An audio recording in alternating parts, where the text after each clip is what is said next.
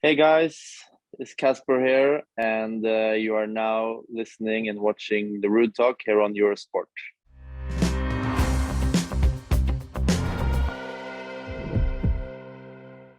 Casper, how are you? Welcome and thank you for your time. After the final in Miami, it seems like, okay, clay court season is coming. Casper is going to thrill, is going to play so well. And it took you a little while to figure out how to win matches. And it was a very important week for you in Rome. Yes, for sure. The weeks before were, you can, call it a bit disappointing, but I felt like I was doing the right things as always. And some matches are, as we know, decided by only a couple of points. And one match I had 3 match points and ended up losing against Corretja in Barcelona. And other matches I had set points and all these things. So it was close, but in this sport, I think I have learned already in my young career that you have to try to take the chances you get, but you also have to give something away sometimes. So it's of course bitter and not the best feeling when you lose with match points and these things, but it goes up and down, and wasn't too worried about it. And luckily I was able to get a good week in Rome and get some confidence, play some good matches, get some good wins. So of course I'm more happy today than I was maybe 1 week ago, but like I said, it goes up and down. Yeah, Casper, I'm actually interested because obviously Alex, you would know this too, and I certainly felt it that sometimes you get in the clay court season and you're missing, even though the game is a little bit slower, maybe you're missing a little bit of confidence in how am I supposed to win these points? Do I hit my forehand, for example, with a little more spin, a little higher, compared to hard courts where you go in and you're literally hitting the ball pretty much the same way all the time. On clay, suddenly the conditions are heavy, and then the next day they become fast and dry. So for you, Casper, I'm obviously interested in your game, but with your forehand, do you have to play with more variation on clay, and is it difficult to sometimes find that variation with height and speed at the same time? Yeah, I think so. And I think that clay is a surface where it's, what should I say, you can play different or even more different styles and still play well because you have more options. Anytime, let's say you set up for a fairly easy forehand, you have the options to rip it with a lot of topspin. You have the option to flatten it out a little bit more like other players do, or you can even go for the drop shots. And you can do that on hard courts as well, but on clay, I think all 3 choices can be good. And you play more of the drop shots, you can maybe play a little bit more higher spin balls than you do on hard courts. And I think what happened is that even though I've been on the tour for some years, it's been one of the first times that I actually played hard courts for 6-7 months before going back to clay. So I think that kind of I had to take some time to kind of refresh my clay court mind. And I think it's always funny to see Monte Carlo in these tournaments because there will pretty much always be some kind of surprises and someone that will do well and have a little bit of a surprise result, because it comes very fast after Miami. And if you do well in Miami, you don't have as much time as you would maybe like or need to play extremely well on clay right away. But I mean, yeah, there are a lot of factors on clay, and as you both would know for sure, I feel like you have more options. That also leads to more options to do maybe some mistakes or some things that you shouldn't do as well. Yeah, actually, Casper, the condition you play with Novak in a very special match the other day, especially for him, where he won his 1,000th match, but you said something very nice at the end. I don't know also the night sessions, because we've seen in Madrid and Rome, which not only the conditions, the time you can finish your matches to recover. We saw like for Sasha Zverev, it did affect him a lot because he played semifinals, quarterfinals very late, no time to recover for the final, or not that much time as Alcaraz, for example. I don't know, how do you feel as a player on those night sessions? Because they are very nice and super cool for the crowd and for TV, but I don't know about the players. I think we enjoy playing them, but I don't think at the same time people realize how much stuff we need to do after a match when it's finished, because if you win, let's say you finish at let's just say 10 o'clock in the night, you finish, you do maybe 10 minutes of on court and just outside court interviews with the media, and then you would go, at least if we go through my routine, I would do 30 minutes of cool down with bike and running. So then we're at 10:40 already. I would maybe spend 15 minutes or whatever in shower or changing and shower and getting dressed. So then maybe let's say we're at 11 already, and then you need to eat a little bit, which is important. And it's not always too easy to find great and healthy and all this kind of food at 11 p.m. Of course, the tournament, they do their best. And then let's say you eat for half an hour, and then you have media after this at 11:30, which you need to do the press conference until, let's say, 11:45, and then you probably would do treatment for, could be up to an hour if you have some pains, if you're struggling with stuff, if it was a long match, you need massage, you need some treatment, all these things. So let's say that takes up to an hour, then you're at 12:45 already. And then there's usually a 15 to 30 minute ride back to the hotel.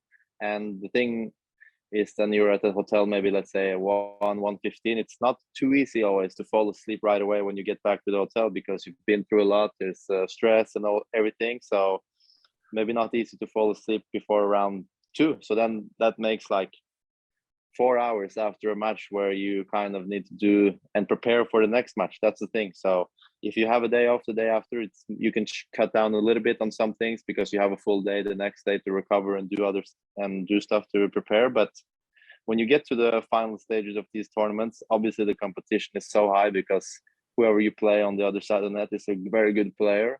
And sometimes you get a little bit too less of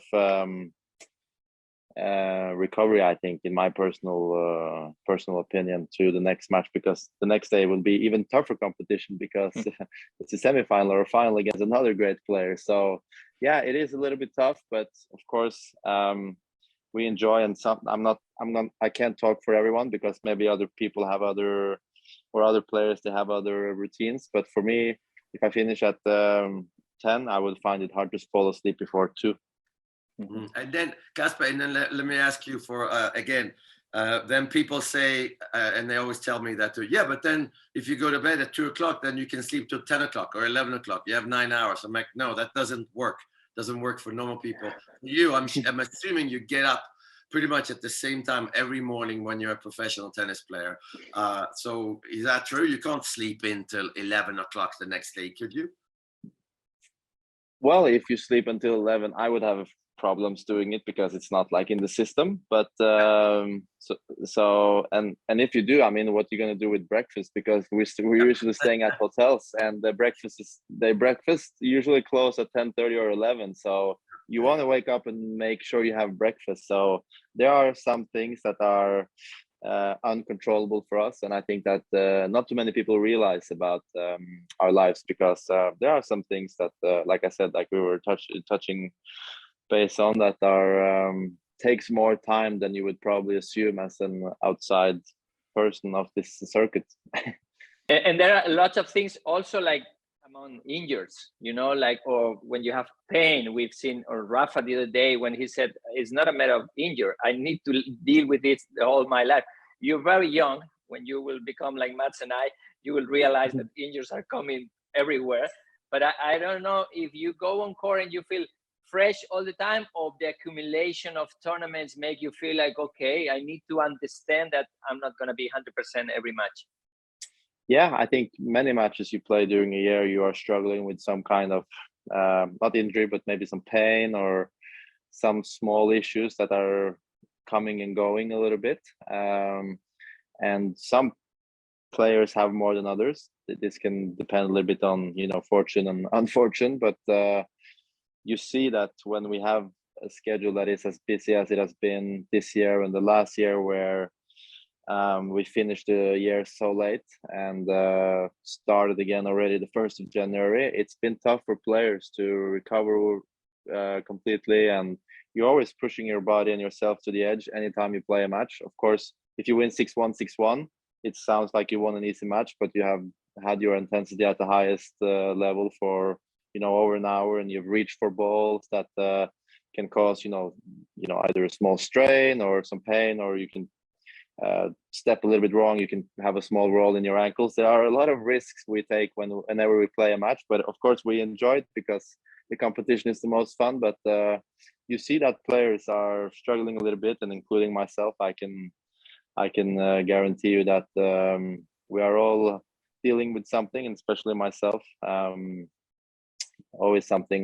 That's why a lot of the guys, they travel or hire a private physiotherapist to be able to take care of the body whenever they need it. I think, Casper is very young, and when we go back 96, he might feel like that's dinosaurs.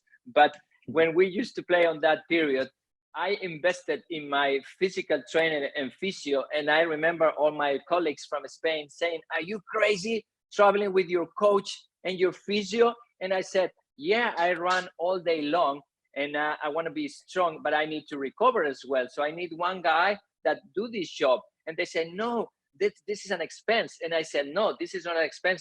This is an investment, because if I invest in him, I might win more matches." So I feel like from then on, that was 96, 97.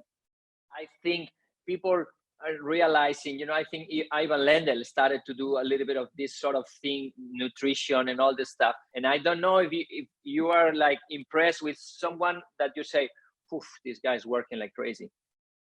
Yeah, there are obviously a couple of players that stand out physically, and but at the same time, we all know that you need to be in shape to be performing at this level. So all the guys on top 100, top 500, they are great athletes in my eyes, and they work hard every day. And I see a lot of players, in the gym doing exercises there all the time, before, after practices. So yeah, it is a lot of work. Like for me, I do maybe every morning or before I play my first session, I do 45 minutes of like mobility and some stretching, warming up, biking, just to get the body ready. And then I would also, or my fitness coach would like me to do, fitness as well on top of this after my tennis sessions. So it is a lot of work, but I think that as long as when you get used to it, it doesn't cost you as much as maybe people think.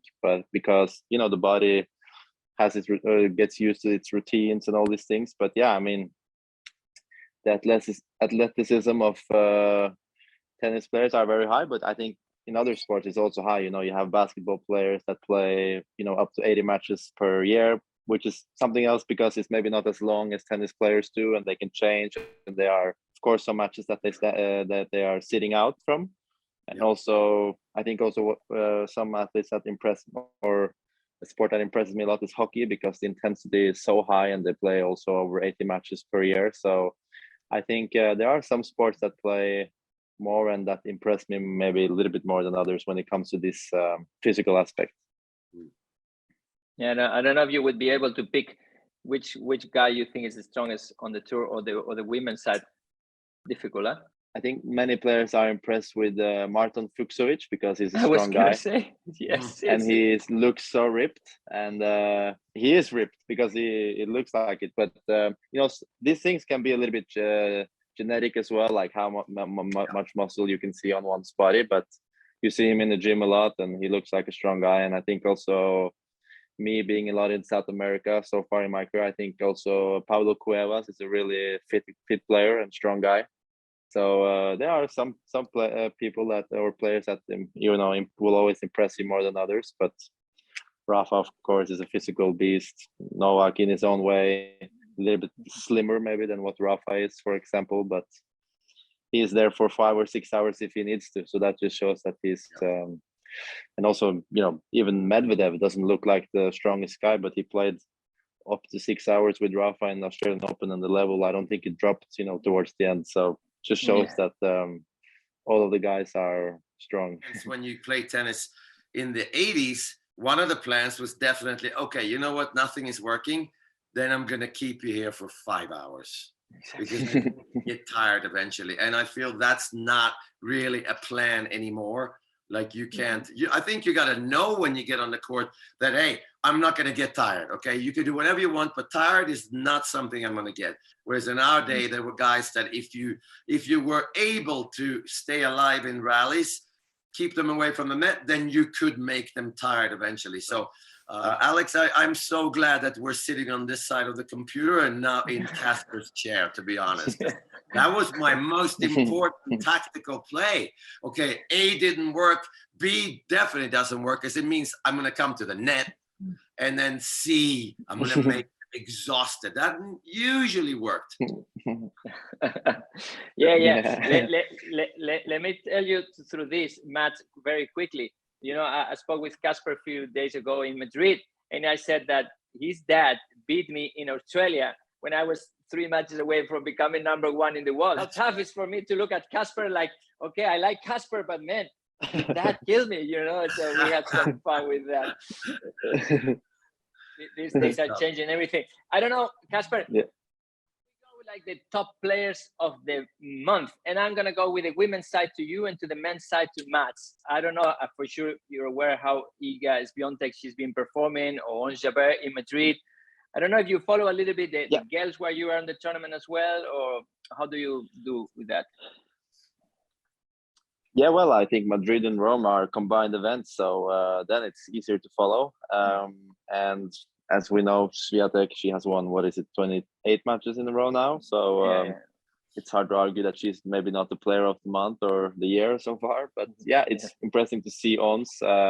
She plays different from many other women.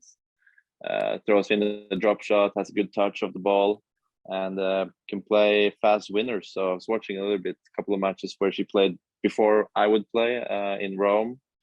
And I mean, who else do we have? I guess, you know, Halep has teamed up with Mouratoglou, and that could be an interesting relationship to follow. And I think she has obviously some years back when she was on the top of the world, I always enjoyed watching Simona Halep play tennis, because I think she built her points very well, and she was very structured, and she's not the biggest or the most powerful girl, but she was #1 in the world, winning Grand Slams because she did the right thing. So yeah, I remember I'm watching a little bit. I will watch more of the men's, of course, but I think those two are Ons Jabeur and Swiatek. But at the same time, I was practicing a little bit one day after Simona and Patrick on court, and it seems like they're doing a good job. Sure. And Matt, how do we argue? Because some people are saying, oh, the best player of the moment, it's Alcaraz because he's been winning. Okay, maybe Novak now because he won Rome. But how do you measure that? Because it's this, I mean, the form, the present form, because I don't think it's fair to say the best player in the world in this moment. Okay, the best guy, his form in this moment, I would say. No? Yeah, for sure. I mean, we even had, I always tell my friend Joachim Nyström, who I think both of you know, Casper would know Joachim as well. I always tell people that, look, there goes a world #1. And they're like, what? What do you mean? I was like, no, Joachim Nyström was the world #1 for 2 months. In 1986, he won in Indian Wells, which was La Quinta. He won Monte Carlo. He won Rotterdam. He won a Tournament of Champions in Forest Hills. And then by the time we got to the French Open, he was back to being the world 15 or world 20. So I think it's unfair.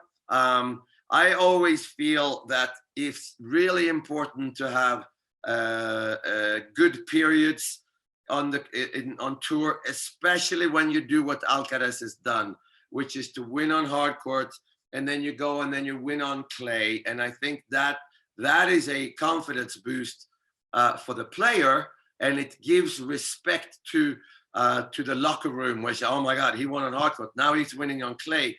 Maybe compared to someone that wins 2 clay court tournaments in a row, because I think that it carries you as a player with variety. It carries you all the way to the US Open. You win Miami, you have now a chance to win the US Open because you have won on hard court. So I would always think, though, that Novak's preparation for the French Open is perfect. I would much rather have Novak's preparation than Carlos Alcaraz preparation going into the French Open. Winning Rome, take a week off, and then coming to Paris. That for me, Alcaraz, what he has done, that confidence is not really gonna carry him through the French Open. He's gonna have to start up again, start playing well again, play well in practice, and then hope that he has good matches in the first few rounds in Paris. And now he's back. And I think for me, Novak is, geez, he goes in, and from the first match on, I am going to be looking for Novak's weaknesses. Is he as good here as with Alcaraz? It's a new situation. So I don't know. I think you have to give it to Alcaraz though. For a few weeks, maybe Stefanos Tsitsipas is not so far away either. The year that he has had. So I'm not sure. It changes every week. Alex, I love it. I'm so excited. We have so many different young players that look differently, that play differently, that have different even ways of hitting the ball. I mean, somebody hits a lot of drop shots, a lot of spin. We haven't had this variation on the men's tour since, I would like to go back and say since the 80s, most probably, with one-handed backhands, two-handed backhands. Medvedev hits it flat, big serves. I mean, it's unbelievable. Yeah. And Casper, talking about Roland-Garros, is it difficult for you to stay in the present, because you're playing now in Geneva, but the week after is going to be Roland-Garros, which you've been playing okay, third rounds, but really you have here someone that won 40 years ago, his first Roland-Garros. So he's got the experience. Don't ask me, because I lost 2 finals, so I'm not your good influence for the next week. But is it good for you or easy for you to just stay away and say okay, I'm playing this tournament and then I will think about Roland-Garros? Well, I think Roland-Garros has been in my mind for some weeks already, because it's a tournament where I feel like last year was a bit unfortunate and was maybe the biggest disappointment in a way of my year. Not saying that third round is a bad result, but it was a very close and roller coaster match against Davidovich in the third round. And the draw had opened a little bit because Dominic, he lost. So I was, if you look on paper, I guess I was supposed to play him in the fourth round, or I don't remember exactly, but Davidovich made quarterfinals then, which was maybe one of my bigger goals of the year. And then I felt like that opportunity just slipped out of my hands. So, and my father has reminded me, even though I have lost, some matches here and there, and on clay this year, it doesn't matter, because all the hard work you will put in this week, or if you win this match or not, or the hard work you do in practice will pay off when you come to Roland-Garros, and you will need to have that in your mind. The practices you do now will be good for Roland-Garros. So, I mean, it is obviously I'm putting it as a very high goal and big expectations for this year. So, of course, I hope I can deliver, but it is probably been my main goal this year to do good results there, because it's the Grand Slam where I feel, for now at least, where I have better chances to do well. And it is important for me, I think, this year, before I'm actually getting old in this circuit, because I cannot say that yet because I'm only 23, but when you see players like Alcaraz, Ruud and Rossetti and all these guys, I start to feel a little bit old. So I think it's important for me to have a good Grand Slam result this year, to know that for the future years I can be able to do the same, or even better results if that's the case. Which recommendation match would you tell a guy like Casper with his game going into Roland-Garros next week? To me, what you have to go to do is play 5 sets. It's 5 sets. It doesn't matter if it's on clay or hard courts or on grass. This is 5 sets. And that's going to be the problem that you have to try and solve. You cannot play well for 5 sets in a row. Sometimes you have to let one set go a little bit. Sometimes you have to play a little riskier, because I need to win this set easy. I can't spend too much energy. So that's, I guess, is my advice a little bit, is that because, Casper, you're getting older, like you said, you have so much more experience than some of the younger guys that have never played 5 sets. And I think the advantage that we have when we get a little older is not that you're a clay court specialist or a hard court. It is that you become a 3 out of 5 set specialist. And I think that's what Novak and Rafa they have figured that out. It doesn't matter what surface they're playing on anymore. Is that they understand the roller coasters that are 5 sets. So that's what I understood was my strength, even at the French Open, even if I haven't won a single match on clay. French Open 5 sets, that's when I am good. Doesn't matter if we play on a carpet inside or slow clay court surfaces. So I think that's my experience, and that gave me confidence. Mm-hmm. Well, thank you. I think, Casper, next week when we see you, if you're going to 5 sets, we will be like, yeah, I enjoy, and I like the battle. I love it. So it's I know I will hopefully play many 5-setters in my life, in my career, and I think that when it comes to the 5th set, I still have a positive record, so I would like to keep it that way. Great. Well, Casper, thank you so much. But before we finish, can we just go ahead with the fans' questions? Yeah. So sure. They said, if you could have one superpower to use on the tennis court, what would it be?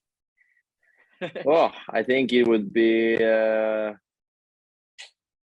be, I guess, super fast, because you can get to every single ball in no problem. Yeah, that would be my I feel like the power is there when I need to. So I guess maybe the speed would be a good thing to have. Speed. This one is quite tricky. Who are the best smelling players on tour? And do you use cologne or perfume? Best smelling players on tour, I guess, like the guys who have been in the game for a long time, they know that they should bring like extra maybe deodorant or soap or perfume to the site sometimes, because it's not always that they have it. So I always found like yeah, the big 3 guys, they always have a good like aura and smell around them. It's tough to say exactly which one, but I think Rafa has a nice sort of perfume, I guess. He did tell me once that Richard Mille, they makes also perfume, so maybe he got some from them. Do you think Haaland will succeed in Manchester City? We have Pep Guardiola there, so we are nearly brothers, man. Well, I do hope so, and I think he will fit in. I think City, they have so many good players, but they need probably one, finisher or superstar. So I think every single person in Norway hopes that he can be that answer for them. How have you ever considered trying to be a professional golf player, or it's just a hobby for you? Well, I have considered it many times, Alex, in my head. Really? When the sessions are the toughest and when you are almost puking on the court because you're running too much, I have thought many times, why didn't I choose golf? Because I wouldn't have to do this running, and the pulse didn't need to be at 190 beats per hour. But it's not a realistic thought. It's just a weak complaining thought that I think the grass is greener on the other side in a way. So but I have not seriously put it into thought. But I will enjoy golf after my tennis career, and I doubt that I will go try to do it professionally. Yeah. And they said, another question is, what's the funniest thing it happened to you on the court? Well, good question.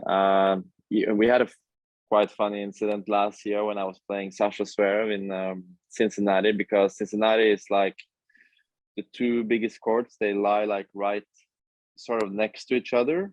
So Tsitsipas was playing at the same time we were playing, and he had just won. So the announcer went on like going pretty loud and crazy on the speaker and saying, Tsitsipas is in the semifinal, and we were eventually, the winner of us was going to play him. So I think like he said Stefanos Tsitsipas like 8 times or something like this, his name. And Sasha was just like, all right, we get it. Like Steph has won. So can we just like please play on this court? Because we weren't on this biggest court. So I remember Sasha was like joking about the announcer being I think he was a Tsitsipas fan, to put it this way. What was your idol growing up? I guess it was Rafa, of course, when it comes to tennis. But I have always looked up to my father and listened to him. So in a way, it was him also. I never got to experience or watch him play, but of course, if there's one, player or something like this, I have to say Rafa. If you could play mixed doubles with someone, who would you try to play with? Mixed double with someone. Well, I'm too young to experience some of the legends, so it would be maybe fun to watch them play. So you have could either go for the greatness, so would probably choose Steffi Graf, or you could go for maybe the looks and say Anna Kournikova. Could be an funny matchup, but like I said, I'm too young to experience either of them, so I've just heard a lot of good things about both. They say, how do you manage to stay so calm and composed on the court? I don't know if it's always the case, or you need to really work on it. Well, I think I do get some outbursts here and there, but luckily now at this moment, I'm playing in some of the, some bigger stadiums. So it's not easy always to hear that the players are frustrated because of the applaud in the stands. So I think we get away a little bit sometimes with some of our screams because the cheering gets louder than our screams. But I mean, I think I've said it many times that the goal for me is try not to break a racket on court or ever, in my career. And I think it is just for me personally, I don't like seeing it because it's not the racket's fault. One guy once told me that, a samurai fighter would never throw away his sword because he would be dead. So, the racket is our weapon and I don't think you should destroy it. And what's the greatest thing of being famous? Greatest thing about being famous? Well, tough to say, but it's always nice to get recognition by people and fans and interact with the fans whenever you have the chance. So I don't know. It's just very giving to see that you as a person can be inspiring to other people. That's a nice feeling, I would guess. But maybe that sometimes you can get nice hotel rooms when you're playing in tournaments, which is one nice thing. And which match would you choose to go back and watch live? I think one crazy final of a Grand Slam is Australian Open 2012 when Rafa played against Djokovic.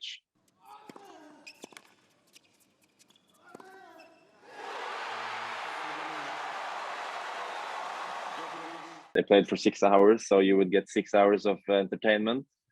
And the level was just incredible, and they left it all out there.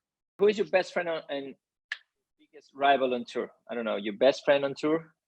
If you have on tour? Tough to say. I mean, I get along quite well with Andrei Rublev and Miomir Kecmanovic and Ymer brothers, of course, the Swedish. So it's tough to say one, but I try to get along with all the guys. And my biggest rival would say that I think I've played Schwartzman probably the most times in my career. So in a way, maybe him, but there are some players that I have not been able to beat at the same time. So you could probably argue this as well, but maybe Schwartzman. We've played some fun matches and interesting matches in our careers. If you could break one tennis record in your career, which would it be? More slams, more time as a number one? Well, if I could break one record, would be to win most Grand Slams, but that's for now it's 22 Grand Slams away, so I think that's the most unlikely one. Or if you say Novak's number one record is, I guess, like 400 weeks away, so I don't know which one is further, but both of them are far away. Yeah, but both of them are unreal.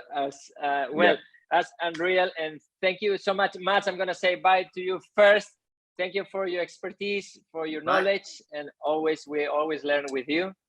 Thank you, Thank you, Alex. Thank you, Casper. Tack så mycket. Tack.